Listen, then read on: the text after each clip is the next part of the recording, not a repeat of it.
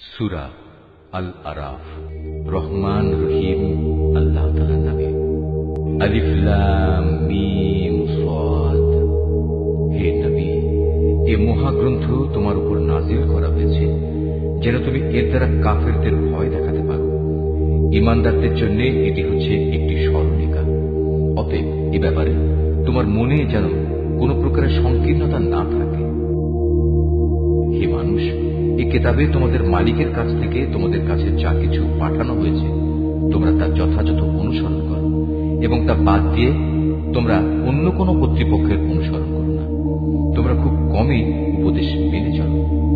এমন কত জনপদ আমি ধ্বংস করে দিয়েছি, তাদের উপর আমার আযাব আসত যখন তারা রাতের বেলায় ঘুমিয়ে থাকত, কিংবা আযাব আসত মধ্যদিনে যখন তারা আহারের পর বিশ্রাম করত। আর এভাবে যখন তাদের উপর আমার আযাব নাজিল হতো তখন তাদের মুখে শুধু একটি কথাই থাকত যে অবশ্যই আমরা ছিলাম জালিম। যাদের কাছে নবী পাঠানো হয়েছিল অবশ্যই আমি তাদের জিজ্ঞেস করব। একইভাবে রাসূলদেরও আমি প্রশ্ন করব মানুষরা তাদের সাথে কি আচরণ করেছে। অতঃপর আমি আমার নিজস্ব জ্ঞান দ্বারা তাদের প্রত্যেকের কাছে প্রত্যেকের কার্যগুলি খুলে খুলে বর্ণনা করব, কারণ আমি তো সেখানে অনুপস্থিত ছিলাম না। সেদিন পাপ পুণ্যের পরিমাপ ঠিকভাবেই করা হবে। সেদিন যাদের নেকি ওজনের পাল্লায় ভারী হবে তারাই সফল হবে, আর যাদের পাল্লা সেদিন হালকা হবে তারা হচ্ছে এমন সব লোক যারা নিজেরাই নিজেদের ক্ষতি সাধন করেছে, কারণ এরা দুনিয়ার জীবনে আমার আয়াতসমূহ নিয়ে বাড়াবাড়ি করত। আমি তোমাদের এই জমিনের উপর প্রতিষ্ঠিত করেছি, এই জন্য আমি তাতে তোমাদের জন্য সব ধরনের জীবিকার ব্যবস্থাও করে দিয়েছি, কিন্তু তোমরা আমার নিয়ামতের খুব কমই শুকর আদায় করে থাকো। আমি তোমাদের বানিয়েছি, অতঃপর আমি তোমাদের বিভিন্ন আকার অবয়ব দান করেছি। অতএব আমি ফেরেশতাদের বলেছি সম্মানের নিদর্শন হিসেবে তোমরা আদমকে সাজদা করো। তখন আমার আদেশে সবাই আদমকে সাজদা করল, একমাত্র ইবলিস ছাড়া। সে কিছুতেই সাজদাকারীদের মধ্যে শামিল হল না। আল্লাহ তাআলা বললেন, হে ইবলিস, আমি যখন নিজেই তোমাকে সাজদা করার আদেশ দিলাম তখন কোন জিনিস তোমাকে সাজদা করা থেকে বিরত রাখলো? ইবলিস বলল, আমি কেন তাকে সাজদা করব? আমি তো তার চেয়ে উত্তম, কারণ তুমি আমাকে বানিয়েছ আগুন থেকে আর তাকে বানিয়েছ মাটি থেকে। আল্লাহ তাআলা বললেন, তুমি এক্ষুনি এখান থেকে নেমে যাও। এখানে বসে অহংকার করবে এটা তোমার পক্ষে কখনো সাজে না। যাও, এখান থেকে বেরিয়ে যাও, কেননা তুমি অপমানিতদেরই একজন। সে বলল, হে আল্লাহ, তুমি আমাকে সেদিন পর্যন্ত শয়তানি করার অবকাশ দাও যেদিন এই আদম সন্তানদের পুনরায় কবর থেকে উঠানো হবে। আল্লাহ তাআলা বললেন, হ্যাঁ যাও, যাদের অবকাশ দেওয়া হয়েছে তুমিও তাদের একজন। সে বলল, যেহেতু তুমি এই আদমের জন্যই আমাকে পথভ্রষ্ট করলে, তাই আমিও এদের গুমরাহ করার জন্য অবশ্যই তোমার প্রদর্শিত প্রতিটি সরল পথের বাঁকে বাঁকে ওত পেতে বসে থাকব। অতঃপর তাদের পথভ্রষ্ট করার জন্য আমি তাদের কাছে অবশ্যই আসবো তাদের সামনের দিক থেকে, তাদের পেছন দিক থেকে, তাদের ডান দিক থেকে, তাদের বাঁ দিক থেকে। ফলে তুমি এদের অধিকাংশ লোককেই তোমার নিয়ামতের প্রতি কৃতজ্ঞতা আদায়কারী হিসেবে দেখতে পাবে না। আল্লাহ তাআলা বললেন, বের হয়ে যাও তুমি এখান থেকে অপমানিত ও বিতাড়িত অবস্থায়। আদম সন্তানের যারাই তোমার অনুসরণ করবে তাদের এবং তোমাদের সবাইকে দিয়ে নিশ্চয়ই আমি জাহান্নাম পূর্ণ করে দেব। আল্লাহ তাআলা আদমকে বললেন, তুমি এবং তোমার সঙ্গিনী জান্নাতে বসবাস করতে থাকো এবং এর যেখান থেকে যা কিছু চাও তা তোমরা খেতে পারো, কিন্তু এই গাছটির কাছে যেও না, গেলে তোমরা উভয়ই জালেমদের মধ্যে শামিল হয়ে যাবে। অতঃপর শয়তান তাদের দুজনকেই কুমন্ত্রণা দিল যেন সে তাদের নিজেদের লজ্জাস্থান সমূহ যা তাদের পরস্পরের কাছ থেকে গোপন করে রাখা হয়েছিল প্রকাশ করে দিতে পারে। সে তাদের আরো বলল, তোমাদের মালিক তোমাদের এই গাছটির কাছে যাওয়া থেকে তোমাদের যে বারণ করেছেন তার উদ্দেশ্য এছাড়া কিছুই নয় যে সেখানে গেলে তোমরা উভয়ই ফেরেশতা হয়ে যাবে, অথবা এর ফলে তোমরা জান্নাতে চিরস্থায়ী হয়ে যাবে। সে তাদের কাছে কসম করে বলল, আমি অবশ্যই তোমাদের উভয়ের জন্য তোমাদের হিতাকাঙ্ক্ষীদের একজন। এভাবে সে এদের দুজনকেই প্রতারণার জালে আটকে ফেলল। অতঃপর এক সময় যখন তারা উভয় সেই গাছ ও তার ফল আস্বাদন করল তখন তাদের লজ্জাস্থান সমূহ তাদের উভয়ের সামনে খুলে গেল। সাথে সাথে তারা জান্নাতের বিভিন্ন লতাপাতা নিজেদের উপর চড়িয়ে নিজেদের গোপন স্থানসমূহ ঢাকতে শুরু করল। তাদের মালিক তখন তাদের ডাক দিয়ে বললেন, আমি কি তোমাদের উভয়কে এই গাছটির কাছে যাওয়া থেকে নিষেধ করিনি? এবং আমি কি তোমাদের কথা বলে দেইনি যে শয়তান হচ্ছে তোমাদের উভয়ের প্রকাশ্য দুশমন? নিজেদের ভুল বুঝতে পেরে তারা দুজনেই বলে উঠল, হে আমাদের মালিক, আমরা আমাদের নিজেদের উপর জুলুম করেছি। তুমি যদি আমাদের মাফ না করো তাহলে অবশ্যই আমরা চরম ক্ষতিগ্রস্তদের দলে সামিল হয়ে যাব। আল্লাহ তাআলা বললেন, এবার তোমরা সবাই এখান থেকে নেমে যাও। আজ থেকে তোমরা ও শয়তান চিরদিনের জন্য একে অপরের দুশমন। সুনির্দিষ্ট সময় পর্যন্ত পৃথিবীতে থাকার উদ্দেশ্যে তোমাদের জন্য সেখানে বসবাসের জায়গা ও জীবন সামগ্রীর ব্যবস্থা থাকবে। আল্লাহ তাআলা আরো বললেন, তোমরা সেখানেই জীবন যাপন করবে, সেখানেই তোমরা মৃত্যুবরণ করবে এবং সেখান থেকেই তোমাদের পুনরায় বের করে আনা হবে। হে আদম সন্তানরা, আমি তোমাদের উপর পোশাক সংক্রান্ত বিধান পাঠিয়েছি, যাতে করে এর দ্বারা তোমরা তোমাদের গোপন স্থানসমূহ ঢেকে রাখতে পারো এবং নিজেদের সৌন্দর্য ফুটিয়ে তুলতে পারো। তবে আসল পোশাক হচ্ছে কিন্তু তাকওয়ার, আল্লাহর ভয় জাগ্রতকারী পোশাক। আর এটা হচ্ছে উত্তম পোশাক এবং এটা আল্লাহর নিদর্শন সমূহেরও একটি অংশ। এর উদ্দেশ্য হচ্ছে যাতে করে মানুষরা এর থেকে শিক্ষা গ্রহণ করতে পারে। হে আদমের সন্তানরা, শয়তান যেভাবে তোমাদের পিতামাতাকে জান্নাত থেকে বের করে দিয়েছে, তেমনি করে তোমাদেরও সে যেন প্রতারিত করতে না পারে। শয়তান তাদের উভয়ের দেহ থেকে তাদের পোশাক খুলে ফেলেছিল, যাতে করে তাদের উভয়ের গোপন স্থানসমূহ উভয়ের কাছে উন্মুক্ত হয়ে পড়ে। মূলত সে নিজে এবং তার সঙ্গী সাথীরা তোমাদের এমন সব স্থান থেকে দেখতে পায় যেখান থেকে তোমরা তাদের দেখতে পাও না। যারা আমাকে বিশ্বাস করে না তাদের জন্য শয়তানকে আমি অভিভাবক বানিয়ে দিয়েছি। এদের অবস্থা হচ্ছে, তারা যখন কোনো অশ্লীল আচরণ করে তখন তারা বলে, আমরা আমাদের পূর্বপুরুষদেরও এর উপর পেয়েছি, স্বয়ং আল্লাহ তাআলাই আমাদের এর নির্দেশ দিয়েছেন। হে নবী, তুমি বলো, আল্লাহ তাআলা কখনো অশ্লীল কিছুর হুকুম দেন না। তোমরা কি আল্লাহ তাআলা সম্পর্কে এমন কিছু বলছো যার ব্যাপারে তোমরা কিছুই জানো না? তুমি আরো বলো, আমার মালিক তো শুধু ন্যায় ইনসাফের আদেশ দিচ্ছেন। তার আদেশ হচ্ছে প্রতিটি ইবাদতেই তোমরা তোমাদের লক্ষ্য স্থির রাখবে, তাকেই তোমরা ডাকো, জীবন বিধান একান্তভাবে তার জন্যই খালেস করে। যেভাবে তিনি তোমাদের প্রথম সৃষ্টি করেছেন সেভাবেই তোমাদের আবার সৃষ্টি করা হবে। অতঃপর একদল লোককে তিনি সঠিক পথ দেখিয়েছেন, আর দ্বিতীয় দলটির উপর গুমরাহি ও বিদ্রোহ ভালোভাবে চেপে বসেছে। এরাই পরবর্তী পর্যায়ে আল্লাহ তাআলাকে বাদ দিয়ে শয়তানদের নিজেদের অভিভাবক বানিয়ে নিয়েছে। এ সত্ত্বেও তারা নিজেদের সঠিক পথের উপর মনে করে।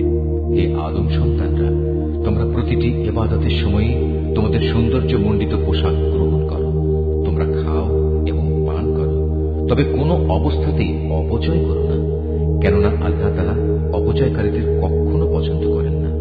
হে নবী, তুমি বলো, আল্লাহ তাআলার দয়া, সৌন্দর্য মণ্ডিত পোশাক এবং পাক পবিত্র জিনিস খাবার খাওয়া তোমাদের জন্য কে হারাম করেছে? এগুলো তো আল্লাহ তাআলা স্বয়ং নিজেই তার বান্দাদের জন্য বের করে এনেছেন। তুমি বলো, এগুলো হচ্ছে সাধারণত পার্থিব পাওনা, কিন্তু কিয়ামতের দিন বিশেষভাবে এগুলো ঈমানদারদের জন্য নির্দিষ্ট থাকবে। এভাবেই আমি জ্ঞানী সমাজের জন্য আমার আয়াতসমূহ খুলে খুলে বর্ণনা করি। তুমি এদের বলো, হ্যাঁ, আমার মালিক যা কিছু হারাম করেছেন তা হচ্ছে যাবতীয় প্রকাশ্য ও অপ্রকাশ্য অশ্লীল কাজ এবং গুনাহ ও অন্যায়ভাবে বাড়াবাড়ি করা। তিনি আরো হারাম করেছেন আল্লাহর সাথে অন্য কাউকে শরীক করা, যার ব্যাপারে তিনি কখনো কোনো সনদ নাজিল করেননি, এবং আল্লাহ তাআলা সম্পর্কে তোমাদের এমন সব বাজে কথা বলা যার ব্যাপারে তোমাদের কোনোই জ্ঞান নেই। প্রত্যেক জাতির জন্যই তার উত্থান পতনের একটি সুনির্দিষ্ট মেয়াদ রয়েছে। যখন তাদের সে মেয়াদ আসবে তখন তারা এক দণ্ড বিলম্ব করবে না, তেমনি তারা এক মুহূর্ত এগিয়েও আসবে না। হে আদম সন্তানরা, শুরুতেই আমি তোমাদের বলেছিলাম, যখনই তোমাদের কাছে তোমাদের মধ্যে থেকে এমন কোন রাসূল আসবে যারা তোমাদের কাছে আমার আয়াত পড়ে শোনাবে, তখন যারা সে অনুযায়ী আমাকে ভয় করবে এবং নিজেদের সংশোধন করে নেবে তাদের কোনোই ভয় থাকবে না, তারা কখনো দুশ্চিন্তাগ্রস্তও হবে না। আর যারা আমার আয়াতসমূহকে মিথ্যা প্রতিপন্ন করবে এবং বড়াই করে এর সত্য থেকে মুখ ফিরিয়ে দেবে, তারাই হবে জাহান্নামের অধিবাসী। সেখানে তারা চিরদিন অবস্থান করবে। যে ব্যক্তি আল্লাহ তাআলা সম্পর্কে মিথ্যা রচনা করে কিংবা তার আয়াতকে মিথ্যা সাব্যস্ত করে, তার চাইতে বড় জালেম আর কে? এরা হচ্ছে সেসব ব্যক্তি যারা কেতাবে বর্ণিত দুর্ভোগের তাদের নিজেদের অংশ পেতে থাকবে। এমনি ভাবে তাদের মৃত্যুর সময় তাদের কাছে আমার ফেরেশতারা যখন এসে হাজির হবে, তখন ফেরেশতারা বলবে, বলো তারা এখন কোথায় যাদের তোমরা আল্লাহ তাআলার বদলে ডাকতে? তারা বলবে, আজ তারা আমাদের ছেড়ে সরে গেছে। তারা সেদিন সবাই নিজেদের বিরুদ্ধে সাক্ষ্য দেবে, তারা সত্যি কাফির ছিল। আল্লাহ তাআলা বলবেন, তোমাদের আগে যেসব মানুষের দল, জিনের দল গত হয়ে গেছে, তাদের সাথে তোমরাও আজ সবাই জাহান্নামের আগুনে ঢুকে পড়ো। এমনি করে যখন এক একটি জনগোষ্ঠী জাহান্নামে দাখিল হতে থাকবে, তখন তারা তাদের আদর্শগত ভাই বোনদের উপর লানত দিতে থাকবে। এভাবে লানত দিতে দিতে যখন সবাই সেখানে গিয়ে একত্র হবে, তখন তাদের শেষের দলটি পূর্ববর্তী দলের ব্যাপারে বলবে, হে আমাদের মালিক, এরাই হচ্ছে সেসব লোক যারা আমাদের গোমরা করেছিল। তুমি এদের জাহান্নামের শাস্তি দ্বিগুণ করে দাও। আল্লাহ তাআলা বলবেন, আজ তোমাদের প্রত্যেককেই দ্বিগুণ শাস্তি দেওয়া হবে, কিন্তু তোমরা তো অনুধাবনই করতে না। তাদের প্রথম দলটি তাদের শেষের দলটিকে বলবে, হ্যাঁ, আমরা যদি অপরাধী হয়েই থাকি, তবে তোমাদেরও আমাদের উপর কোন শ্রেষ্ঠত্ব ছিল না। এ সময়ই আল্লাহর ঘোষণা আসবে, এখন তোমরা সবাই নিজ নিজ কর্মফলের বিনিময়ে জাহান্নামের আযাবের স্বাদ গ্রহণ করতে থাকো। অবশ্যই যারা আমার আয়াতসমূহকে অস্বীকার করেছে এবং দম্ভ ভরে তা থেকে মুখ ফিরিয়ে নিয়েছে, তাদের জন্য কখনো রহমত ভরা আসমানের দুয়ার খুলে দেওয়া হবে না, যতক্ষণ পর্যন্ত একটি সূচের ছিদ্র পথ দিয়ে একটি উট প্রবেশ করতে না পারবে, ততক্ষণ পর্যন্ত এরা জান্নাতে প্রবেশ করতে পারবে না। আমি এভাবেই অপরাধীদের প্রতিফল দিয়ে থাকি। সেদিন তাদের জন্য নিচের বিছানাও হবে জাহান্নামের, আবার জাহান্নামই হবে তাদের উপরের আচ্ছাদন। এভাবেই জালেমদের আমি প্রতিফল দিয়ে থাকি। অপরদিকে যারা আমার উপর ঈমান এনেছে এবং নেক আমল করেছে, আমি তাদের কারো উপর তাদের সাধ্যের বাইরে দায়িত্বভার অর্পণ করি না। এই নেক লোকেরাই হচ্ছে জান্নাতের অধিবাসী, তারা সেখানে চিরদিন থাকবে। তাদের মনের ভেতর পরস্পরের বিরুদ্ধে যে ঘৃণা বিদ্বেষ লুকিয়েছিল, তা আমি সেদিন বের করে ফেলে দেব। তাদের জন্য নির্দিষ্ট জান্নাতের পাদদেশ দিয়ে ঝর্ণাধারা প্রবাহিত হবে। এসব দেখে তারা বলবে, সমস্ত প্রশংসা আল্লাহ তাআলার জন্য, যিনি আমাদের এই পুরস্কারের স্থানটি দেখিয়েছেন। আল্লাহ তাআলা আমাদের হেদায়েতের পথ না দেখালে আমরা নিজেরা কিছুতেই হেদায়েত পেতাম না। আমাদের মালিকের রাসূলরা এক নির্ভুল বিধান নিয়ে এসেছিল। এ সময় তাদের জন্য ঘোষণা দেয়া হবে, আজ তোমাদের এক মহান জান্নাতের মালিক করে দেয়া হলো, আর এটা হচ্ছে সেসব কার্যক্রমের প্রতিফল যা তোমরা দুনিয়ার জীবনে করে এসেছ। আমরা তো আমাদের মালিকের জান্নাত সংক্রান্ত ওয়াদা সত্য পেয়েছি, তোমরা কি তোমাদের মালিকের ওয়াদা সমূহ সঠিক পাওনি? তারা বলবে, হ্যাঁ। অতঃপর একজন ঘোষণাকারী এসে ঘোষণা করবে, জালেমদের উপর আল্লাহ তাআলার লানত হোক। যারা মানুষদের আল্লাহ তাআলার পথ থেকে বিরত রাখতে চাইত এবং শুধু বাঁকা পথ খুঁজে বেড়াত, আর তারা শেষ বিচারের দিনকেও অস্বীকার করত।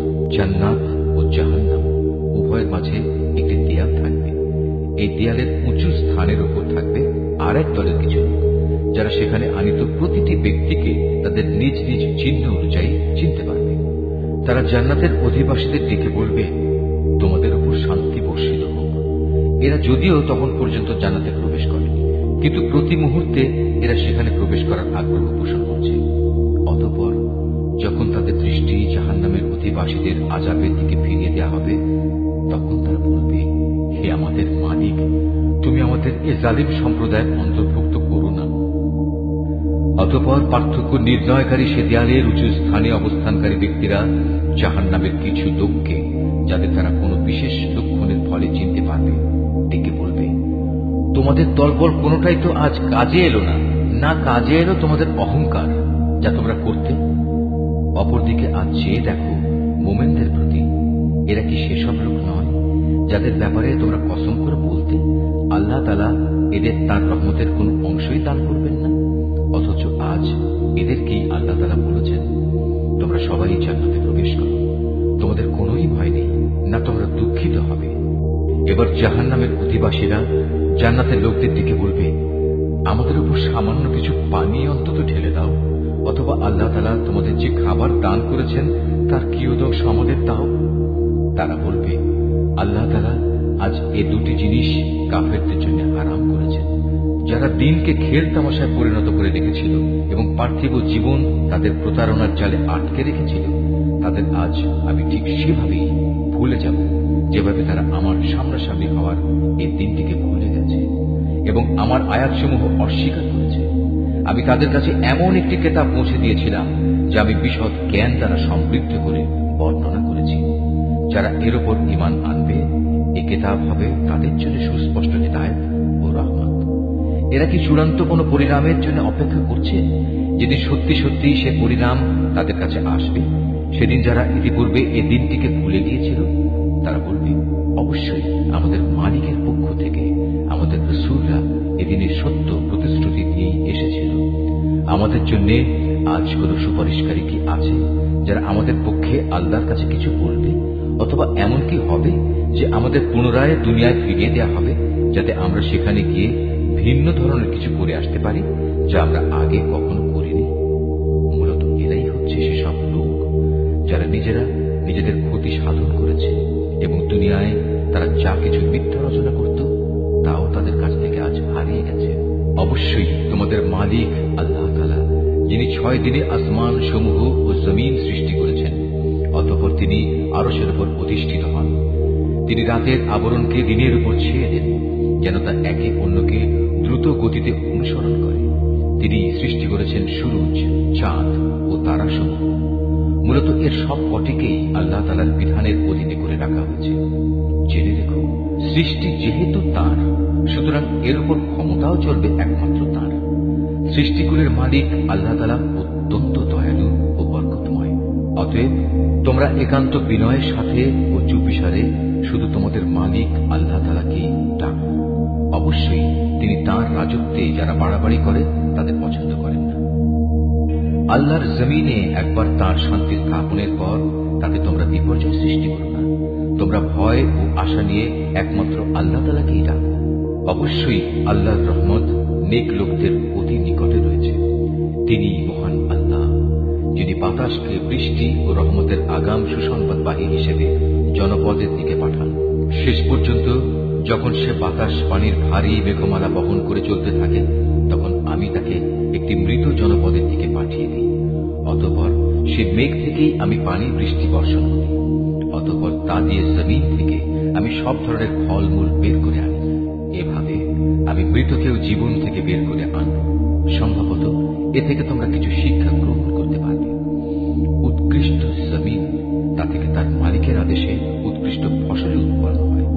আর যে জমিন বিনষ্ট হয়ে গেছে তা কঠোর পরিশ্রম ব্যতীত কিছুই উৎপন্ন করে না। এভাবেই আমি আমার নিদর্শন সমূহ স্পষ্ট করে বর্ণনা করি এমন এক জাতির জন্য যারা আমার নিয়ামতের কৃতজ্ঞতা জ্ঞাপন করে। আমি নূহকে তার জাতির কাছে পাঠিয়েছি। অতঃপর সে তাদের বলল, হে আমার জাতির লোকেরা, তোমরা আল্লাহ তাআলার দাসত্ব কবুল করো। তিনি ছাড়া তোমাদের আর কোনো মাবুদ নেই। আমি তোমাদের উপর এক কঠিন দিনের আযাবের আশঙ্কা করছি। তার জাতির নেতারা বলল, হে নূহ, আমরা দেখতে পাচ্ছি তুমি এক সুস্পষ্ট গোমরাহিতে নিমজ্জিত রয়েছ। সে বলল, হে আমার সম্প্রদায়ের লোকেরা, আমার মধ্যে কোনোই গোমরাহি নেই। আমি তো হচ্ছি সৃষ্টিকুলের মালিক আল্লাহর পক্ষ থেকে আসা একজন রাসূল। আমার কাজ হচ্ছে আমি আমার মালিকের বাণীসমূহ তোমাদের কাছে পৌঁছে দেব এবং সে মতে তোমাদের শুভ কামনা করব। আখিরাত সম্পর্কে আমি আল্লাহ তাআলার কাছ থেকে এমন কিছু কথা জানি যা তোমরা জানো না। তোমরা কি এতে আশ্চর্যান্বিত হচ্ছ যে তোমাদের উপর তোমাদেরই মতো একজন মানুষের মাধ্যমে আল্লাহ তাআলার বাণী এসেছে, যাতে করে সে তোমাদের আযাব সম্পর্কে সতর্ক করে দিতে পারে? ফলে তোমরা সময় থাকতে সাবধান হবে এবং আশা করা যায় এতে করে তোমাদের উপর দয়া করা হবে। অতঃপর তারা তাকে মিথ্যা প্রতিপন্ন করল। আমি তাকে এবং তার সাথে যারা নৌকায় আরোহণ করেছিল তাদের সবাইকে আযাব থেকে উদ্ধার করেছি। আর যারা আমার আযাব সমূহকে মিথ্যা বলেছে তাদের আমি পানিতে ডুবিয়ে দিয়েছি। এরা ছিল গোঁড়া, অন্ধ। আমি আদ জাতির কাছে পাঠিয়েছিলাম তাদেরই এক ভাই হুদকে। সে তাদের বলল, হে আমার জাতি, তোমরা এক আল্লাহ তাআলার দাসত্ব স্বীকার করো। তিনি ছাড়া তোমাদের দ্বিতীয় কোনো ইলাহ নেই। তোমরা কি তাকে ভয় করবে না? তার জাতির সর্দাররা যারা তাকে অস্বীকার করেছে তারা বলল, আমরা তো দেখছি তুমি নির্বুদ্ধিতায় লিপ্ত আছো এবং আমরা মনে করি তুমি মিথ্যাবাদীদেরই একজন। সে বলল, হে আমার সম্প্রদায়ের লোকেরা, আমার সাথে কোন রকম নির্বুদ্ধিতা জড়িত নেই, বরং আমি হচ্ছি সৃষ্টিকুলের মালিক আল্লাহ তাআলার পক্ষ থেকে আগত একজন রাসূল। আমার দায়িত্ব হচ্ছে আমি আমার মালিকের কাছ থেকে আসা বাণীসমূহ তোমাদের কাছে পৌঁছে দেব। আমি তোমাদের একজন বিশ্বস্ত শুভাকাঙ্ক্ষী। তোমরা কি এটা দেখে বিস্মিত হচ্ছ যে তোমাদের কাছে তোমাদেরই মতো একজন মানুষের মাধ্যমে তোমাদের মালিকের কাছ থেকে তোমাদের আযাবের ভয় দেখানোর জন্য সুস্পষ্ট বাণী এসেছে? স্মরণ করো কিভাবে আল্লাহ তাআলা তোমাদের নূহের পর এই জমিনের খলিফা বানিয়েছেন এবং অন্যান্য সৃষ্টির চাইতে তিনি তোমাদের বেশি ক্ষমতা দান করেছেন। অতএব হে আমার জাতি, তোমরা আল্লাহ তাআলার অনুগ্রহগুলো স্মরণ করো। আশা করা যায় তোমরা সাফল্য অর্জন করতে পারবে। তারা হুদকে বলল, তুমি কি আমাদের কাছে এজন্যই এসেছো যে আমরা কেবল এক আল্লাহর ইবাদত করব এবং আমাদের পূর্বপুরুষরা যাদের বন্দিগি করেছে তাদের একেবারে বাদ দিয়ে দেব? এটাই যদি হয় তাহলে নিয়ে এসো আমাদের কাছে সে আযাব যার ব্যাপারে তুমি আমাদের এত ভয় দেখাচ্ছ, যদি তুমি সত্যবাদী হও। সে বলল, তোমাদের উপর তোমাদের মালিকের পক্ষ থেকে আযাব ও ক্রোধ তো নির্ধারিত হয়েই আছে। তোমরা কি আমার সাথে সেই মিথ্যা মাবুদের নামগুলোর ব্যাপারে বিতর্কে লিপ্ত হতে চাও যা তোমরা এবং তোমাদের বাপ দাদারা এমনি এমনি রেখে দিয়েছ, যার ব্যাপারে আল্লাহ তাআলা কোন রকম সনদ নাযিল করেননি? অতএব তোমরা অপেক্ষা করো, আমিও তোমাদের সাথে অপেক্ষা করতে থাকব।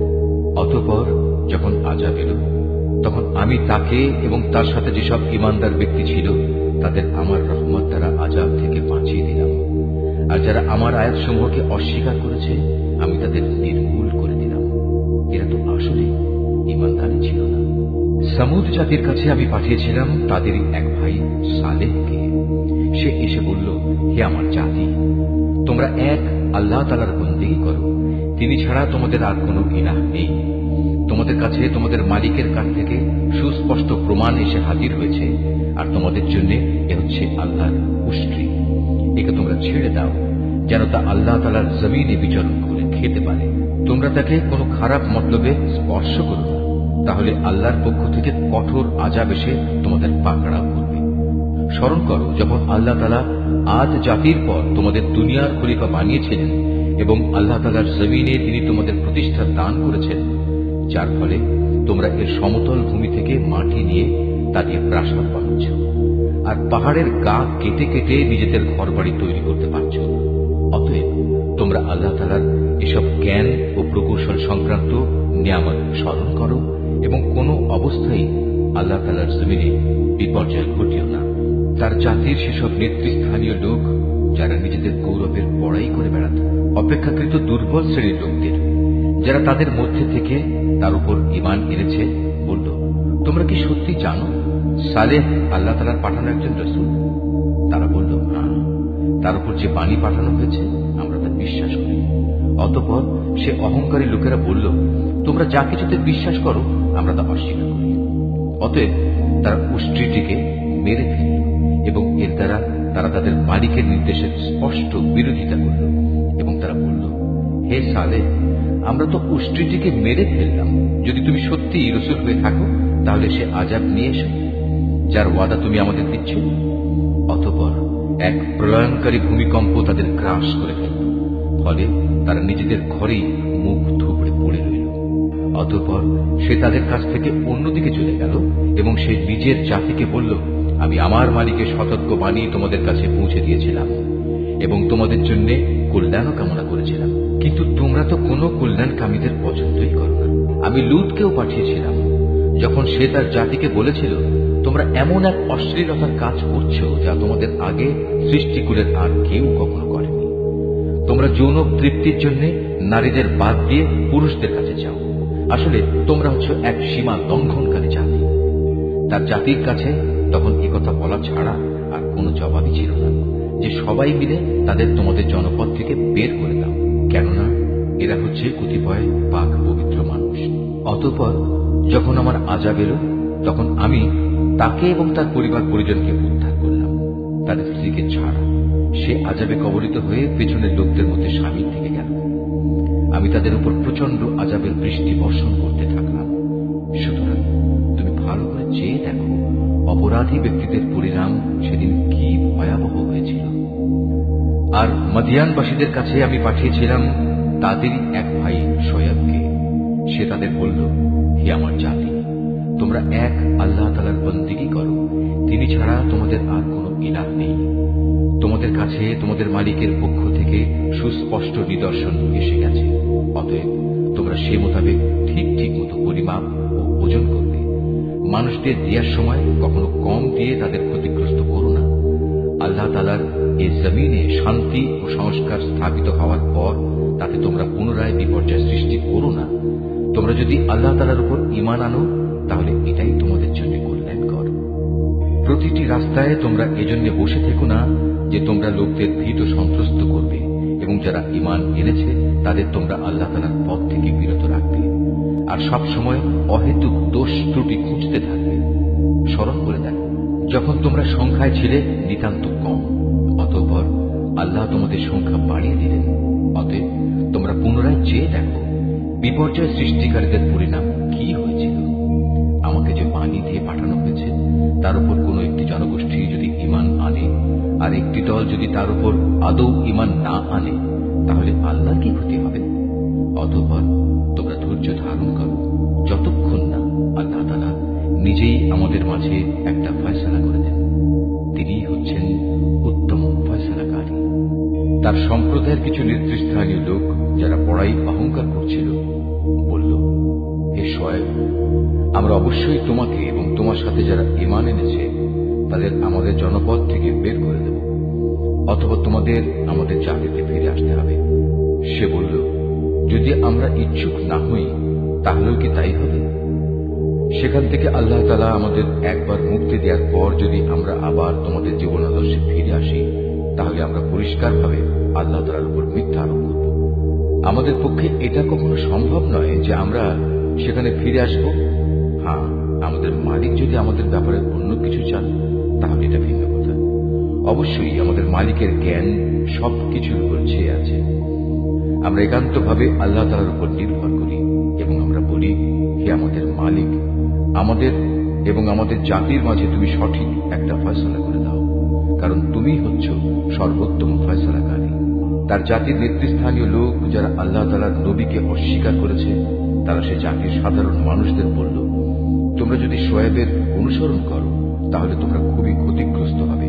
নবীর কথা অমান্য করার কারণে একটা প্রচন্ড ভূকম্পন এসে তাদের নির্মমভাবে আঘাত করল, আর দেখতে দেখতে তারা সবাই তাদের নিজ নিজ ঘরে মুখ থুবড়ে পড়ে থাকল। যারা শোয়েবকে অমান্য করল তারা এমনভাবে ধ্বংস হয়ে গেল, মনে হয়েছে এখানে কোনোদিন কেউ বসবাসই করেনি। বস্তুত তারাই সেদিন ক্ষতিগ্রস্ত হয়েছে যারা শোয়েবকে অস্বীকার করেছে। এরপর সে শোয়েব তাদের কাছ থেকে চলে গেল। যাবার সময় সে বলল, হে আমার জাতি, আমি তোমাদের কাছে আমার মালিকের বাণীসমূহ পৌঁছে দিয়েছিলাম এবং আমি আন্তরিকভাবেই তোমাদের কল্যাণ কামনা করেছিলাম। আমি কেন এমন সব মানুষের জন্য আফসোস করব যারা আল্লাহকে অস্বীকার করে? আমি কোন জনপদে কোন নবী পাঠিয়েছি, অথচ সেই জনপদে মানুষদের অভাব ও কষ্ট দিয়ে আক্রান্ত করিনি, এমনটি কখনো হয়নি। আশা করা গিয়েছিল এর ফলে তারা আল্লাহ তাআলার কাছে বিনয়াবন্ত হবে।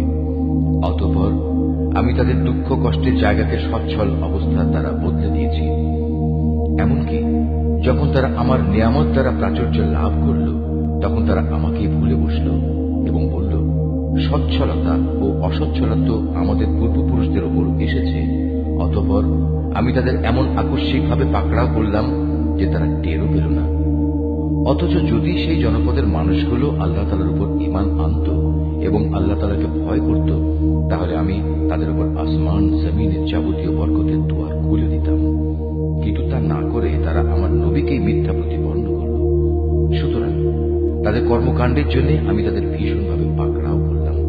এ লোকালয়ের মানুষগুলো কি এতই নির্ভয় হয়ে গেছে, তারা মনে করে নিয়েছে আমার আযাব নিঝুম রাতে তাদের কাছে আসবে না, যখন তারা গভীর ঘুমে বিভোর হয়ে থাকবে? অথবা তারা কি নির্ভয় হয়ে ধরে নিয়েছে যে আমার আযাব তাদের উপর মধ্যদিনে এসে পড়বে না, যখন তারা খেল তামাশায় মত্ত থাকবে? কিংবা তারা কি আল্লাহ তাআলার কলা কৌশল থেকেও নির্ভয় হয়ে গেছে? অথচ আল্লাহ তাআলার কলা কৌশল থেকে ক্ষতিগ্রস্ত জাতি ছাড়া অন্য কেউই নিশ্চিন্ত হতে পারে না।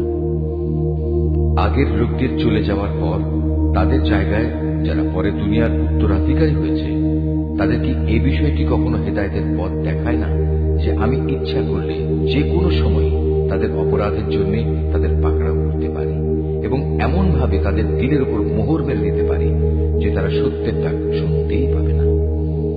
এই যে জনপদসমূহ যাদের কিছু কিছু কাহিনী আমি তোমাকে শোনাচ্ছি, তাদের কাছে আমার সুস্পষ্ট প্রমাণ নিয়ে রাসূলুল্লাহ এসেছে, কিন্তু তারা যে বিষয়টি এর আগে অস্বীকার করেছিল তার উপর ঈমান আনল না।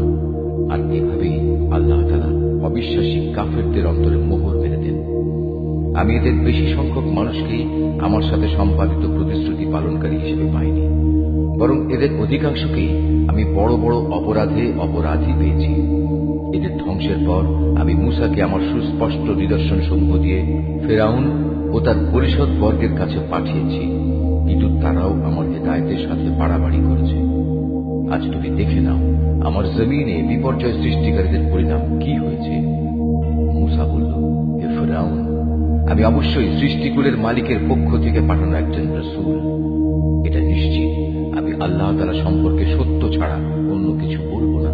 আমি অবশ্যই তোমাদের মালিকের পক্ষ থেকে সুস্পষ্ট নিদর্শন নিয়ে এসেছি। অতএব তুমি বনী ইসরায়েলদের মুক্তি দিয়ে আমার সাথে যেতে দাও। ফিরআউন বলল, তুমি যদি সত্যি তেমন কোন নিদর্শন এনে থাকো এবং তুমি যদি তোমার দাবিতে সত্যবাদী হও, তাহলে তার সামনে নিয়ে এসো। অতঃপর সে তার হাতের লাঠিটি মাটিতে নিক্ষেপ করল, সাথে সাথে তার প্রকাশ্য একটি অজগরে পরিণত হয়ে গেল। অতঃপর সে বুকল থেকে তার হাত বের করল, সাথে সাথে তা উৎসাহী দর্শকদের জন্য চমকাতে লাগল। অবস্থা দেখে ফেরাউনের জাতির প্রধান ব্যক্তিরা বলল, এই তো দেখছি আসলেই একজন সুদক্ষ জাদুকর। আসলে এ ব্যক্তি তোমাদের সবাইকে তোমাদের নিজেদের দেশ থেকেই বের করে নিতে চায়। এ পরিস্থিতিতে তোমরা কি করবে ভাবছ? অতঃপর তারা ফেরাউনকে বলল, আপাতত তাকে এবং তার ভাইকে কিছুদিনের জন্য এমনি থাকতে দাও এবং এ সুযোগে তোমরা শহরে বন্দরে সরকারি সংগ্রাহক পাঠিয়ে দাও, যেন তারা দেশের সকল দক্ষ জাদুকরদের অবিলম্বে তোমার কাছে এনে হাজির করে। সিদ্ধান্ত মোতাবেক জাদুকররা যখন ফেরাউনের কাছে এল, তখন তারা বলল, আমরা যদি আজ মূসার মোকাবেলায় বিজয়ী হই, তবে আমাদের জন্য পুরস্কারের ব্যবস্থা থাকবে তো? সে বলল, হ্যাঁ, তা তো অবশ্যই। তোমরাই হবে দরবারের ঘনিষ্ঠতম ব্যক্তিদের অন্যতম। অতঃপর তারা তাদের জাদুর বাণ নিক্ষেপ করে মানুষদের দৃষ্টি শক্তির উপর জাদু করে ফেলল। এতে করে তারা মানুষদের ভীত আতঙ্কিত করে তুলল।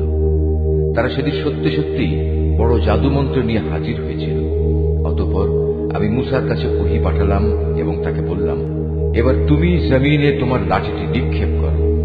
নিক্ষিপ্ত হবার সাথে সাথেই তা জাদুকরদের অলিক বানোয়াটগুলোকে গ্রাস করে ফেলল।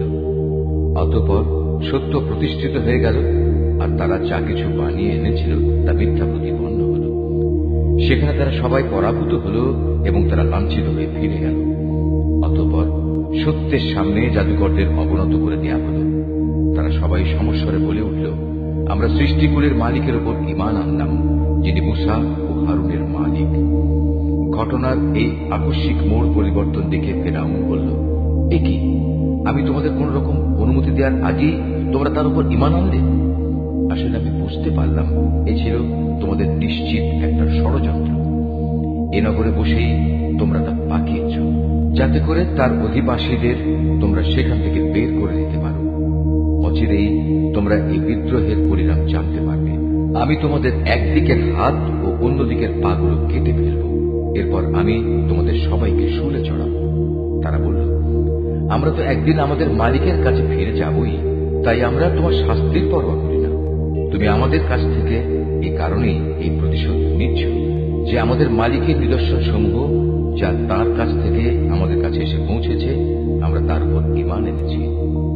আমরা আল্লাহ তাআলার কাছে প্রার্থনা করি, হে আমাদের মালিক, তুমি আমাদের ধৈর্য ধারণ করার ক্ষমতা দাও এবং তোমার অনুগত বান্দা হিসেবে তুমি আমাদের মৃত্যু দিও। ফেরাউনের জাতির সর্দাররা তাকে বলল, তুমি কি মূসা ও তার দলবলকে এ জমিনে বিপর্যয় সৃষ্টি করার জন্য এমনি ছেড়ে দিয়ে রাখবে এবং তারা তোমাকে ও তোমার দেবতাদের এভাবে বর্জন করেই চলবে? সে বলল, না, তা কখনো হবে না। আমি অচিরেই তাদের ছেলেদের হত্যা করে ফেলব এবং তাদের মেয়েদের আমি জীবিত রাখব। নিঃসন্দেহে আমি তাদের উপর বিপুল ক্ষমতায় ক্ষমতাবান। মুসা এবার তার জাতিকে বলল, তোমরা আল্লাহর কাছে সাহায্য চাও এবং ধৈর্য ধারণ করো। মনে রেখো, অবশ্যই এই জমিন হচ্ছে আল্লাহ তাআলার। তিনি নিজ বান্দাদের মাঝে যাকে চান তাকেই এই জমিনের ক্ষমতা দান করেন। চূড়ান্ত সাফল্য তাদের জন্যই যারা আল্লাহ তাআলাকে ভয় করে। তারা মুসাকে বলল, তুমি আমাদের কাছে নবী হয়ে আসার আগেও আমরা নির্যাতিত হয়েছিলাম, আর এখন তুমি আমাদের কাছে আসার পরও আমরা একইভাবে নির্যাতিত হচ্ছি। এর কি কোনো শেষ হবে না? মুসা বলল, হ্যাঁ হবে। খুব তাড়াতাড়ি সম্ভবত তোমাদের মালিক তোমাদের শত্রুকে ধ্বংস করে দেবেন এবং এই দুনিয়ায় তিনি তোমাদের তার স্থলাভিষিক্ত করবেন। অতঃপর আল্লাহ তাআলা দেখবেন তোমরা কি করো। ক্রমাগত বেশ কয়েক বছর ধরে আমি ফেরাউনের লোকজনদের দুর্ভিক্ষ ও ফসলের স্বল্পতা দিয়ে আক্রান্ত করে রেখেছিলাম। সম্ভবত তারা কিছুটা হলেও বুঝতে পারবে। যখন তাদের উপর ভালো সময় আসত তখন তারা বলতো, এ তো ছিল আমাদের নিজেদেরই পাওনা। আবার যখন দুঃসময় তাদের পেয়ে বসত তখন নিজেদের দুর্ভাগ্যের ভার তারা মুসা এবং তার সঙ্গী সাথীদের ওপরই আরোপ করত। হ্যাঁ, তাদের দুর্ভাগ্যের যাবতীয় বিষয় তো আল্লাহ তাআলার হাতেই রয়েছে, কিন্তু তাদের অধিকাংশ লোকই এ সম্পর্কে অবহিত নয়। তারা মুসাকে আরো বলল, আমাদের উপর জাদুর প্রভাব বিস্তার করার জন্য তুমি যত নিদর্শনই নিয়ে আসো না কেন, আমরা কখনো তোমার উপর ঈমান আনব না। এই ধৃষ্টতার জন্য অতঃপর আমি তাদের উপর ঝড় তুফান দিলাম, পঙ্গপাল পাঠালাম, উকুন ছড়ালাম, ব্যাঙ ছেড়ে দিলাম ও রক্তপাতজনিত বিপর্যয় নাযিল করলাম। এর সব কয়টি তাদের কাছে এসেছিল আমার এক একটা সুস্পষ্ট নিদর্শন হিসেবে, কিন্তু এ সত্ত্বেও তারা অহংকার বড়াই করতেই থাকল। আসলে তারা ছিল একটি অপরাধী জাতি। যখনই তাদের উপর কোনো বিপর্যয় আসত তখন তারা বলতো, হে মুসা, তোমার প্রতি প্রদত্ত তোমার মালিকের প্রতিশ্রুতি মতো তুমি আমাদের জন্য তোমার মালিকের কাছে দোয়া করো। যদি এবারের মতো আমাদের উপর থেকে এই বিপদ দূর করে দাও, তাহলে অবশ্যই আমরা তোমার উপর ঈমান আনব এবং বনী ইসরায়েলদেরও তোমার সাথে যেতে দেব। অতঃপর যখনই তাদের উপর থেকে একটি নির্দিষ্ট সময়ের জন্য যে সময়টুকু সেজন্য নির্ধারিত ছিল সে বালা মুসিবত আমি অপসারণ করে নিতাম, তখন সাথে সাথেই তারা ওয়াদা ভঙ্গ করে ফেলত। অতঃপর আমি তাদের কাছ থেকে প্রতিশোধ নিলাম, তাদের আমি অতল সাগরে ডুবিয়ে দিলাম, কেননা তারা আমার নিদর্শন সমূহকে মিথ্যা প্রতিপন্ন করেছিল এবং আমার এই শাস্তি থেকে তারা উদাসীন হয়ে গিয়েছিল। এবার আমি তাদের সত্যি সত্যি ক্ষমতার আসনে বসিয়ে দিলাম। এতদিন যাদের দুর্বল করে রাখা হয়েছিল তাদের আমি এ রাজ্যের পূর্ব পশ্চিম সহ সব কয়টি প্রান্তের অধিকারী বানিয়ে দিলাম, যাতে আমি আমার প্রভূত কল্যাণ ছড়িয়ে দিয়েছি। এভাবেই বনী ইসরায়েলের উপর প্রদত্ত তোমার মালিকের প্রতিশ্রুতির সেই কল্যাণ বাণীর সত্যে পরিণত হল, কেননা তারা ধৈর্য ধারণ করেছিল। ফেরাউন ও তার জাতির যাবতীয় শিল্পকর্ম ও উঁচু প্রাসাদ যা তারা নির্মাণ করেছিল আমি সবকিছুই ধ্বংস করে দিলাম। ফেরাউনকে ডুবিয়ে দিয়ে আমি বনী ইসরায়েলদের সমুদ্র পার করে দিয়েছি। অতঃপর সমুদ্রের এপারে তারা এমন একটি জাতির কাছে এসে পৌঁছল যারা সব সময় তাদের মূর্তিকে পূজা দেওয়ার জন্য বসে থাকত। এদের দেখে বনী ইসরায়েলের লোকেরা বলল, হে মুসা, তুমি আমাদের জন্য এ ধরনের একটি দেবতা বানিয়ে দাও যেমন এদের দেবতা রয়েছে। এ কথা শুনে সে তাদের বলল, তোমরা হচ্ছ আসলেই এক মূর্খ জাতি। এ লোকেরা যেসব কাজে লিপ্ত রয়েছে তা একদিন ধ্বংস করে দেওয়া হবে এবং এরা যা করছে তাও সম্পূর্ণ বাতিল বলে গণ্য হবে। মুসা আরো বলল, আমি কি তোমাদের জন্য আল্লাহ তাআলাকে বাদ দিয়ে অন্য একজন মাবুদ তালাশ করতে যাব? অথচ এই আল্লাহ তাআলাই তোমাদের দুনিয়ার সবকিছুর উপর শ্রেষ্ঠত্ব প্রদান করেছেন। তাছাড়া তোমাদের সে সময়ের কথা স্মরণ করা উচিত যখন আমি তোমাদের ফেরাউনের লোকজনদের কাছ থেকে মুক্ত করেছিলাম।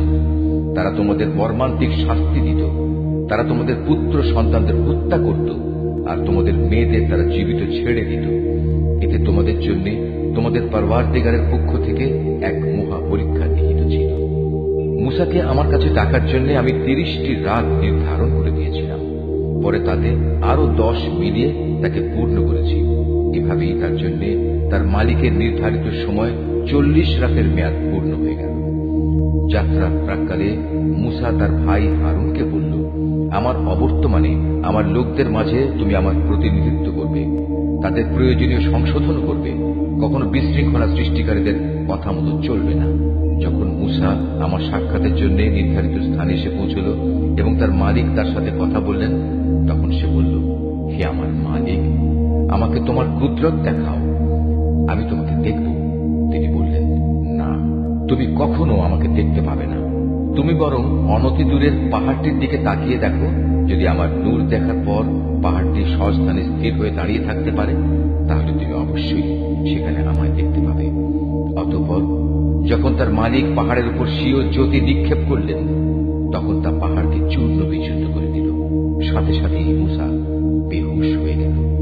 পরে যখন সে সংজ্ঞা ফিরে পেল, তখন সে বলল, মহাপবিত্রতা তোমার, হে আল্লাহ, আমি তোমার কাছে তওবা করছি, আর তোমার উপর ঈমান আনায়নকারীদের মধ্যে আমি হতে চাই প্রথম। আল্লাহ তাআলা বললেন, হে মূসা, আমি মানুষের মাঝ থেকে তোমাকে আমার নবুয়ত ও আমার সাথে বাক্যালাপের মর্যাদা দিয়ে বাছাই করে নিয়েছি। অতএব আমি তোমাকে হিদায়াতের যা কিছু বাণী দিয়েছি তা নিষ্ঠার সাথে গ্রহণ করো, এবং এজন্য তুমি আমার কৃতজ্ঞতা আদায় করো। এই ফলকের মধ্যে আমি তার জন্য সর্ববিষয়ের উপদেশমালা ও সবকিছুর বিস্তারিত বিবরণ লিখে দিলাম। অতএব একে শক্ত করে আঁকড়ে ধরো এবং তোমার জাতির লোকদের বলো, তারা যেন এর উৎকৃষ্ট অংশ গ্রহণ করে। অচিরেই আমি তোমাদের সেসব ধ্বংসপ্রাপ্ত বিদ্রোহীদের আস্তানা দেখাবো।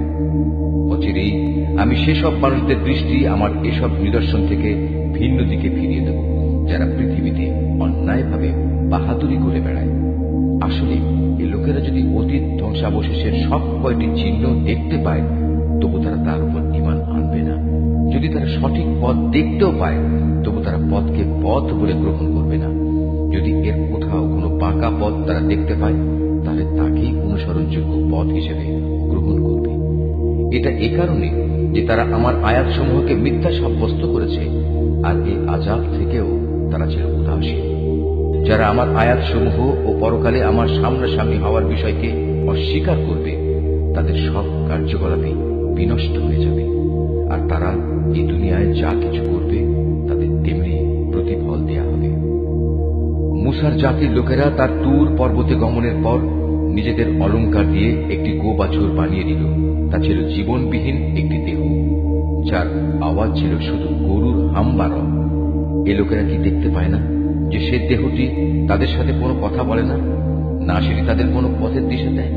কিন্তু এ সত্ত্বেও তারা সেটিকে মাবুদ বলে গ্রহণ করল। তারা ছিল আসলেই জালেম। অতঃপর যখন তারা অনুতপ্ত হল এবং নিজেরা এটা দেখতে পেল যে তারা আসলেই গোমরা হয়ে গেছে, তখন তারা বলল, আমাদের মালিক যদি আমাদের উপর দয়া না করেন এবং গোবাছুরকে মাবুদ বানানোর জন্য যদি তিনি আমাদের ক্ষমা না করেন, তাহলে আমরা নিশ্চিত ধ্বংস হয়ে যাব। কিছুদিন পর মূসা যখন ক্রুদ্ধ ও ক্ষুব্ধ হয়ে নিজের লোকজনদের কাছে ফিরে এল, তখন সে এসব কথা শুনে বলল, আমার তুর পর্বতে যাওয়ার পর তোমরা কি জঘন্য কাজই না করেছ? তোমরা কি তোমাদের মালিকের কাছ থেকে কোনো পরিষ্কার আদেশ আসার আগেই তোমাদের মালিকের আদেশের ব্যাপারে তাড়াহুড়া শুরু করলে? রাগে ক্ষোভে সে ফলকগুলো ফেলে দিল এবং তার ভাইয়ের মাথার চুল ধরে তাকে নিজের দিকে টেনে আনল। মূসাকে লক্ষ্য করে সে বলল, হে আমার মায়ের ছেলে সহোদর ভাই, এ জাতির লোকগুলো আমাকে দুর্বল করে দিতে চেয়েছিল। তারা এক পর্যায়ে আমাকে তো মেরেই ফেলতে চেয়েছিল। তুমি আমার সাথে এমন কোনো আচরণ করো না যা শত্রুদের আনন্দিত করে, আর তুমি আমাকে কখনো জালিম সম্প্রদায়ের অন্তর্ভুক্ত করো না। সে মূসা বলল, হে আমার মালিক, আমাকে ও আমার ভাইকে তুমি মাফ করে দাও এবং তুমি আমাদের তোমার রহমতের মধ্যে দাখিল করে নাও। তুমি সবচেয়ে বড় দয়াবান। আল্লাহ তাআলা মূসাকে বললেন, হ্যাঁ, যেসব লোক গরুর বাছুরকে মাবুদ বানিয়েছে, অচিরেই তাদের উপর তাদের মালিকের পক্ষ থেকে গজব আসবে, আর দুনিয়ার জীবনেও তাদের উপর আসবে অপমান এবং লাঞ্ছনা। আল্লাহ তাআলার নামে মিথ্যা কথা রটনাকারীদের আমি এভাবেই শাস্তি দিয়ে থাকি। যেসব লোক অন্যায় কাজ করেছে, এরপর তারা তওবা করেছে এবং যথাযথ ঈমান এনেছে, নিশ্চয়ই এই যথার্থ তওবার পর তোমার মালিক ক্ষমাশীল ও পরম দয়ালু হিসেবে তাদের সাথে আচরণ করবেন। পরে যখন মূসার ক্রোধ কিছুটা প্রশমিত হল, তখন সে তাওরাতের ফলকগুলো তুলে নিল। তার পাতায় হিদায়াত ও রহমত সম্বলিত কথাবার্তা লিখিত ছিল এমন সব লোকের জন্য যারা তাদের মালিককে ভয় করে। মুসা তার সম্প্রদায়ের মধ্যে থেকে এবার ৭০ জন লোককে আমার প্রতিশ্রুতির সময় সমবেত হবার জন্য বাছাই করে নিল। তখন এক প্রচন্ড ভূকম্পন এসে তাদের আক্রমণ করল। মুসা বলল, হে আমার মালিক, তুমি চাইলে তাদের সবাইকে ও আমাকে আগেই ধ্বংস করে দিতে পারতে। আজ আমাদের মধ্যেকার কয়েকটি নির্বোধ মানুষ যে আচরণ করেছে তার জন্য তুমি কি আমাদের সবাইকে ধ্বংস করে দিবে? অথচ এ ব্যাপারটা তোমার একটা পরীক্ষা ছাড়া আর কিছুই নয়। এ পরীক্ষা দিয়ে যাকে চাও তাকে তুমি বিপদগামী করো, আবার যাকে চাও তাকে সঠিক পথও তো দেখাও। তুমি হচ্ছে আমাদের অভিভাবক, অতএব তুমি আমাদের ক্ষমা করে দাও, আমাদের উপর তুমি দয়া করো, কেননা তুমি হচ্ছে সর্বশ্রেষ্ঠ ক্ষমার আধার। তুমি আমাদের জন্য ইহকাল ও পরকালের কল্যাণ লিখে দাও। হেদায়েতের জন্য আমরা তোমার দিকেই প্রত্যাবর্তন করছি। আল্লাহ তাআলা বললেন, হ্যাঁ, আমার শাস্তি আমি যাকে ইচ্ছা তাকেই দেই, আর আমার দয়া তো আসমান জমিনের সব কয়টি জিনিসকেই পরিবেষ্টন করে রেখেছে।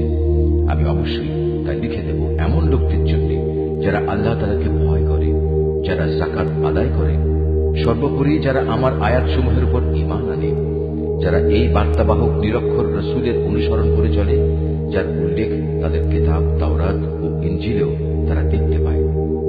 যে নবী তাদের ভালো কাজের আদেশ দেয়, মন্দ কাজ থেকে বিরত রাখে, যে তাদের জন্য যাবতীয় পাক জিনিসকে হালাল ও নাপাক জিনিসসমূহকে তাদের উপর হারাম ঘোষণা করে, তাদের ঘাড় থেকে মানুষের গোলামির যে বোঝা ছিল তা সে নামিয়ে দেয়, এবং মানুষের চাপানো যেসব বন্ধন তাদের গলার উপর ঝুলানো ছিল তা সে খুলে ফেলে। অতএব যারা তাঁর উপর ঈমান আনে, যারা তাকে সাহায্য সহযোগিতা করে, সর্বোপরি তার সাথে কোরআনের যে আলো পাঠানো হয়েছে তার অনুসরণ করে, তারাই হচ্ছে সফলকাম। হে মুহাম্মদ, তুমি বলো, হে মানুষ, আমি তোমাদের সবার কাছে আল্লাহ তাআলার রাসূল হিসেবে এসেছি। আল্লাহ তাআলা আকাশমণ্ডল ও পৃথিবীর সার্বভৌমত্বের একচ্ছত্র মালিক। তিনি ছাড়া আর কোনো মাবুদ নেই। তিনি জীবন দান করেন, তিনি মৃত্যু ঘটান। অতএব তোমরা সেই মহান আল্লাহ তাআলার উপর ঈমান আনো, তাঁর বার্তাবাহক নিরক্ষর রাসূলের উপরও তোমরা ঈমান আনো, যে রাসূল নিজেও আল্লাহ তাআলা ও তাঁর বাণীতে বিশ্বাস করে, এবং তোমরা তাকে অনুসরণ করো। আশা করা যায় তোমরা সঠিক পথের সন্ধান পাবে। মুসার জাতির মধ্যে এমন ধরনের কিছু লোকও আছে যারা অন্যদের সত্যের পথ দেখায় এবং নিজেরাও অনুরূপ ইনসাফ করে। আমি তাদের 12টি গোত্রে ভাগ করে তাদের স্বতন্ত্র দলে পরিণত করে দিয়েছি। মুসার সম্প্রদায়ের লোকেরা যখন তার কাছে পানি চাইল, তখন আমি মুসার প্রতি ওহী পাঠালাম, তুমি তোমার হাতের লাঠি দ্বারা পাথরে আঘাত করো। অতঃপর তা থেকে 12টি ঝর্ণা দ্বারা উদ্ভূত হল। প্রত্যেক দল তাদের নিজেদের পানি পান করার স্থান চিনে নিল। আমি তাদের উপর মেঘের ছায়াও বিস্তার করে দিলাম। তাদের কাছে মান ও সালওয়া নামক এক উৎকৃষ্ট খাবার পাঠালাম। তাদের আমি এও বললাম, তোমাদের আমি যেসব পবিত্র জিনিস দান করেছি তা তোমরা খাও। আমার কৃতজ্ঞতা আদায় না করে তারা আমার উপর কোনো জুলুম করেনি, বরং তারা নিজেরাই নিজেদের উপর জুলুম করেছে। সে সময় কথাও স্মরণ করো যখন তাদের বলা হয়েছিল, তোমরা এই জনপদে গিয়ে বসবাস করো এবং সেখান থেকে যা কিছু চাও তোমরা আহার করো, এবং বলো, হে মালিক, আমরা তোমার কাছে ক্ষমা চাই। আর যখনই সেই জনপদের দ্বার পথ দিয়ে ভেতরে প্রবেশ করবে, তখন সস্তাবনত অবস্থায় প্রবেশ করবে। আমি তোমাদের গুনাহসমূহ মাফ করে দেব। আমি উত্তম লোকদের সব সময় কিছু অতিরিক্ত দান করি। কিন্তু তাদের মধ্যে যারা জালিম ছিল, তারা তাদের যা করতে বলা হয়েছিল তা সম্পূর্ণ বদলে দিয়ে ভিন্ন কথা বলল। তাই আমিও তাদের এই জুলুমের শাস্তি হিসেবে তাদের উপর আসমান থেকে আযাব পাঠালাম। তাদের কাছ থেকে সেই জনপদের কথা জিজ্ঞেস করো যা ছিল সাগরের পাড়ে অবস্থিত, যখন সেখানকার মানুষরা শনিবারে আল্লাহ তাআলার বেঁধে দেয়া সীমা লঙ্ঘন করত। আসলে শনিবারে সাগরের মাছগুলো তাদের কাছে উঁচু হয়ে পানির উপরিভাগে ভেসে আসত, এবং শনিবার ছাড়া অন্য কোনো দিন তা আসত না। বস্তুত তাদের অবাধ্যতার কারণেই আমি তাদের অনুরূপ পরীক্ষা নিচ্ছিলাম। আরো স্মরণ করো যখন তাদের একদল লোক এও বলছিল, তোমরা এমন একটি দলকে কেন উপদেশ দিতে চাচ্ছ যাদের আল্লাহ তাআলা ধ্বংস করতে যাচ্ছেন, অথবা গুনাহের জন্য আল্লাহ তাআলা যাদের কঠোর শাস্তি দিতে যাচ্ছেন। তারা বলল, এটা হচ্ছে তোমাদের মালিকের দরবারে নিজেদের একটা ওজর পেশ করা যে আমরা উপদেশ দিয়েছি, এবং হতে পারে তারা এর ফলে সাবধান হবে। অতঃপর যা তাদের বারবার স্মরণ করানো হচ্ছিল তা তারা সম্পূর্ণ ভুলে গেল। তখন আমি সে দল থেকে এমন লোকদের উদ্ধার করলাম যারা নিজেরা গুনাহের কাজ থেকে বেঁচে থাকত, আর কঠিন শাস্তি দিয়ে পাকড়াও করলাম তাদের যারা জুলুম করেছে। তাদের নিজেদের গুনার জন্য আমি তাদের আযাব দিয়েছিলাম। তাদের যেসব ঘৃণিত কাজ থেকে নিষেধ করা হয়েছিল, যখন তারা তার ধৃষ্টতার সাথে করে যাচ্ছিল, তখন আমি তাদের বললাম, এবার তোমরা সবাই লাঞ্ছিত বানর হয়ে যাও। স্মরণ করো যখন তোমার মালিক ইহুদিদের উদ্দেশ্যে ঘোষণা দিলেন তিনি কিয়ামত পর্যন্ত এ জাতির উপর এমন লোকদের শক্তিধর করে পাঠাতে থাকবেন যারা তাদের নিকৃষ্ট ধরনের শাস্তি দিতে থাকবে। একথা নিশ্চিত তোমার মালিক যেমন সত্য শাস্তি দান করেন, তেমনি তিনি ক্ষমাশীল ও পরম দয়ালু। আমি তাদের দলে দলে বিভক্ত করে জমিনে ছড়িয়ে দিয়েছি। তাদের মধ্যে কিছু নেককার মানুষ ছিল, আবার তাদের কিছু ছিল এর চাইতে ভিন্ন ধরনের। ভালো মন্দ উভয় অবস্থার সম্মুখীন করে আমি তাদের পরীক্ষা দিয়েছি এই আশায় যে হয়তো তারা কখনো হিদায়াতের পথে প্রত্যাবর্তন করবে। কিন্তু তাদের অযোগ্য উত্তরসূরিরা একের পর এক এই জমিনে তুচ্ছ উত্তরাধিকারী হল। তারা স্বাভাবিকভাবে আল্লাহ তাআলার কিতাবেরও উত্তরাধিকারী হয়ে পড়ে। তারা এই দুনিয়ার ধন সম্পদ করায়ত্ত করে নেয়। অপরদিকে মূর্খের মতো বলতে থাকে, আমাদের শেষ বিচারের দিন মাফ করে দেয়া হবে। কিন্তু অর্জিত সম্পদের অনুরূপ সম্পদ যদি তাদের কাছে এসে পড়ে, তারা সাথে সাথে তা হস্তগত করে নেয়। অথচ তাদের কাছ থেকে আল্লাহ তাআলার কিতাবের এই প্রতিশ্রুতি কি নেওয়া হয়নি যে তারা আল্লাহ তাআলা সম্বন্ধে সত্য ছাড়া কিছু বলবে না? আল্লাহ তাআলা সেই কিতাবে যা আছে তা তো তারা নিজেরা বহুবার অধ্যয়নও করেছে। আর পরকালীন আবাস, হ্যাঁ, যারা আল্লাহকে ভয় করে তাদের জন্য তো তাই হচ্ছে উত্তম নিবাস। তোমরা কি এ বিষয়টি অনুধাবন করো না? অপরদিকে যারা আল্লাহর কিতাবকে কঠোরভাবে আঁকড়ে ধরে এবং নামাজ প্রতিষ্ঠা করে, তারা যেন জেনে রাখে আমি কখনো সংশোধনকারীদের বিনিময় নষ্ট করি না। যখন আমি তাদের মাথার উপর পাহাড়কে উঁচু করে রেখেছিলাম, মনে হচ্ছিল তা যেন একটি ছায়া। তারা তো ধরেই নিয়েছিল তা বুঝি এখনই তাদের উপর পড়ে যাবে।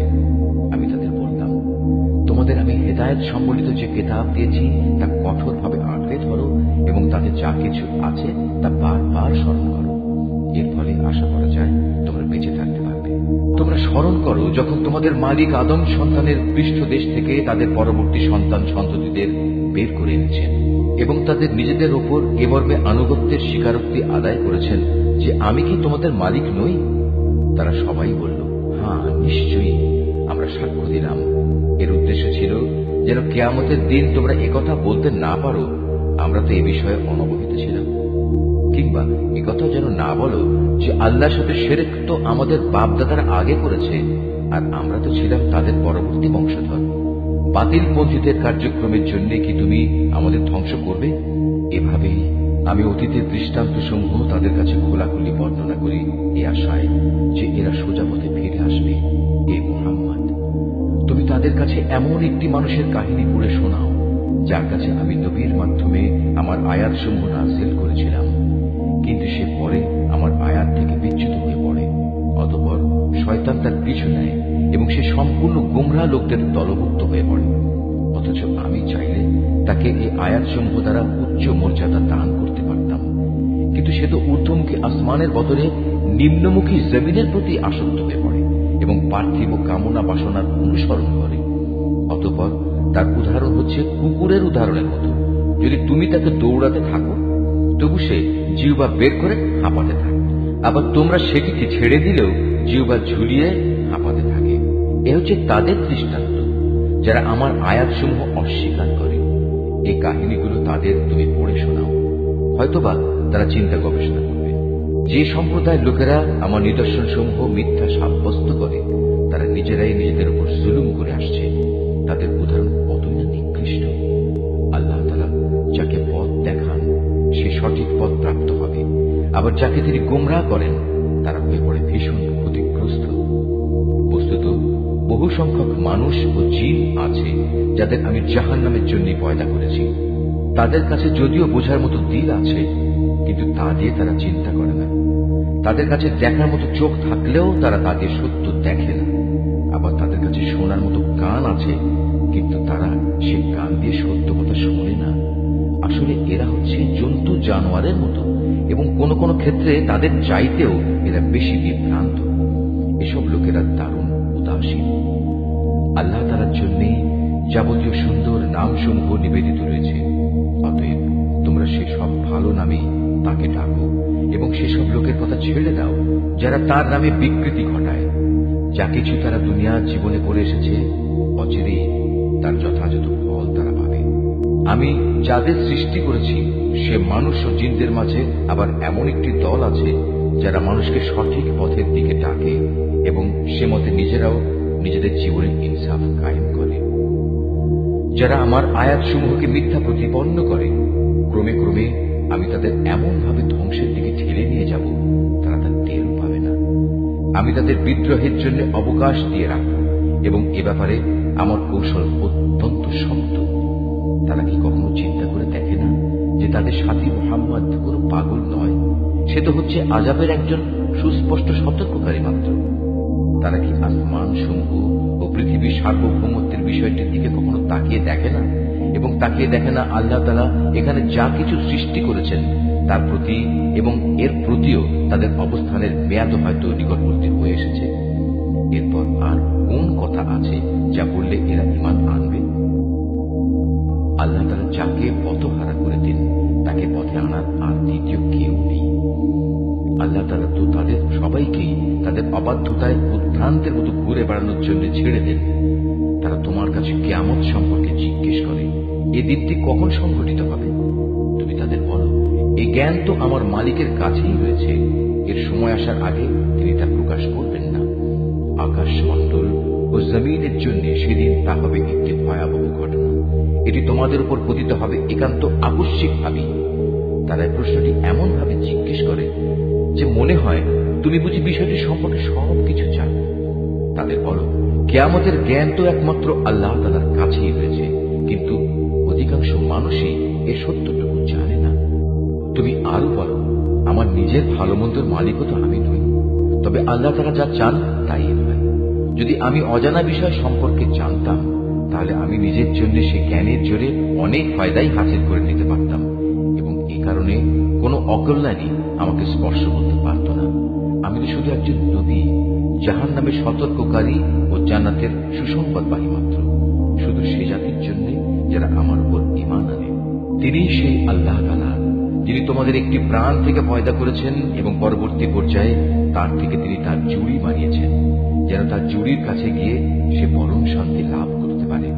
অতঃপর যখন পুরুষ সাথীটি তার মহিলা সাথীটিকে দৈহিক প্রয়োজনের জন্য ঢেকে দিল তখন মহিলা সাথীটি এক লঘু গর্ভ ধারণ করল এবং প্রথম দিকে সে এ নিয়ে চলাফেরা করল।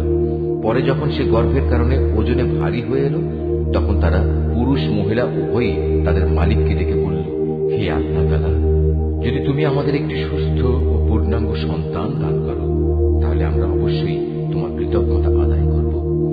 পরে সত্যি যখন তিনি তাদের উভয়কে একটি নিখুঁত সন্তান দান করলেন তখন তারা যা কিছু সন্তানের আকারে আল্লাহর পক্ষ থেকে তাদের দেয়া হয়েছে সে ব্যাপারেই অন্যদের শরীক বানিয়ে দিল। আল্লাহ তাআলা তাদের শরীক বানানো থেকে অনেক পবিত্র। এরা কি আল্লাহ তাআলার সাথে এমন কিছুকে শরীক মনে করে যারা কিছুই সৃষ্টি করতে পারে না, বরং তাদের নিজেদেরই সৃষ্টি করা হয়। তারা তাদের কাউকে কোন রকম সাহায্য করতে সক্ষম নয় এবং তারা নিজেদেরও কোন রকম সাহায্য করতে পারে না। তোমরা যদি এই মূর্খ লোকদের হেদায়েতের পথের দিকে আহ্বান করো তারা তোমাদের কথা শুনবে না। তাই তোমরা তাদের হেদায়েতের পথে থাকো কিংবা চুপ করে থাকো, উভয়টাই তোমাদের জন্য সমান কথা। আল্লাহ তাআলাকে বাদ দিয়ে তোমরা যাদের সাহায্যের জন্য ডাকো তারা তো তোমাদের মতোই কতিপয় বান্দা। তোমরা তাদের ডেকেই দেখো না। তোমরা তোমাদের দাবিতে সত্যবাদী হলে তাদের উচিত তোমাদের তাকে সাড়া দেয়া। তাদের কি কোনো পা আছে যার উপর ভর দিয়ে তারা চলতে পারে? অথবা তাদের কি কোনো ক্ষমতাধর হাত আছে যা দিয়ে তারা সবকিছু ধরতে পারে? কিংবা তাদের কোনো চোখ আছে যা দিয়ে তারা সবকিছু দেখতে পারে? কিংবা আছে তাদের কোনো কান যা দিয়ে তারা শুনতে পারে? তুমি বলো, তোমরা ডাকো তোমাদের শরীকদের, এরপর তোমরা আমার বিরুদ্ধে ষড়যন্ত্র করো। ষড়যন্ত্র করার সময় আমাকে কোনো অবকাশও দিও না। তুমি তাদের বলো, নিশ্চয়ই আমার অভিভাবক হচ্ছেন একমাত্র আল্লাহ যিনি কিতাব নাযিল করেছেন। তিনি হামেশাই ভালো লোকদের অভিভাবকত্ব করেন। আল্লাহ তাআলাকে বাদ দিয়ে যাদের তোমরা ডাকো তারা তোমাদের কোন রকম সাহায্য করতে সক্ষম নয়, এমনকি তারা নিজেদেরও কোন রকম সাহায্য করতে পারে না। তোমরা যদি কখনো তাদের হেদায়েতের পথে আসার আহ্বান জানাও তবে তারা শুনতেই পাবে না। কথা বলার সময় যদিও তুমি দেখছো তারা তোমার দিকেই চেয়ে আছে, কিন্তু এরা সত্য দেখতেই পায় না। হে মুহাম্মদ, এদের সাথে তুমি ক্ষমার নীতি অবলম্বন করো, নেক কাজের আদেশ দাও এবং মূর্খ লোকদের তুমি এড়িয়ে চলো। কখনো যদি শয়তানের কুমন্ত্রণা তোমাকে প্ররোচিত করে, সাথে সাথে তুমি আল্লাহ তাআলার কাছে আশ্রয় চাও। অবশ্যই তিনি সবকিছু শুনেন এবং সবকিছু জানেন। আল্লাহ তাআলাকে যারা ভয় করে তাদের যদি কখনো শয়তানের পক্ষ থেকে কুমন্ত্রণা স্পর্শ করে তবে তারা সাথে সাথে আত্মসচেতন হয়ে পড়ে, তৎক্ষণাৎ তাদের চোখ খুলে যায়। তাদের কাফের ভাই বন্ধুরা তাদের বিদ্রোহের পথে টেনে নিয়ে যেতে চায়, অতঃপর তারা চেষ্টার কোনো ত্রুটি করে না। আবার যখন তুমি কিছুদিন তাদের কাছে কোনো আয়াত এনে হাজির না করো তখন তারা বলে, ভালো হতো যদি তুমি নিজেই এমন কিছু বেছে না নিতে। তুমি বলো, আমি তো তাই অনুসরণ করি যে আমার মালিকের কাছ থেকে আমার কাছে নাজিল হয়। আরে কোরআন হচ্ছে তোমাদের মালিকের কাছ থেকে নাজিল করা অন্তর্দৃষ্টি সম্পন্ন জ্ঞান। যারা ঈমান এনেছে এই কিতাব তাদের জন্য হিদায়াত ও রহমত। যখন তোমার সামনে কোরআন তেলাওয়াত করা হয় তখন মনোযোগের সাথে তা শোনো এবং নিশ্চুপ থাকো। আশা করা যায় এর ফলে তোমাদের উপর দয়া করা হবে। হে নবী, তোমার মালিককে স্মরণ করো মনে মনে, সকাল সন্ধ্যায় সবিনয়ে এবং সসঙ্গ চিত্তে। অনুচ্চ স্বরের কথাবার্তা দিয়েও তাকে তুমি স্মরণ করো, কখনো তার স্মরণ থেকে গাফেল হয়েও না। এই আয়াতটি যিনি তেলাওয়াত করবেন এবং যিনি এই আয়াতটির তেলাওয়াত শুনবেন তাদের সবাইকে এখানে একটি সাজদা আদায় করতে হবে। এটা ওয়াজিব। নিঃসন্দেহে যারা তোমার মালিকের একান্ত সান্নিধ্যে আছে তারা কখনো অহংকার করে তার ইবাদত থেকে বিরত থাকে না। তারা তাঁর তাসবিহ করে এবং তার সামনে সাজদা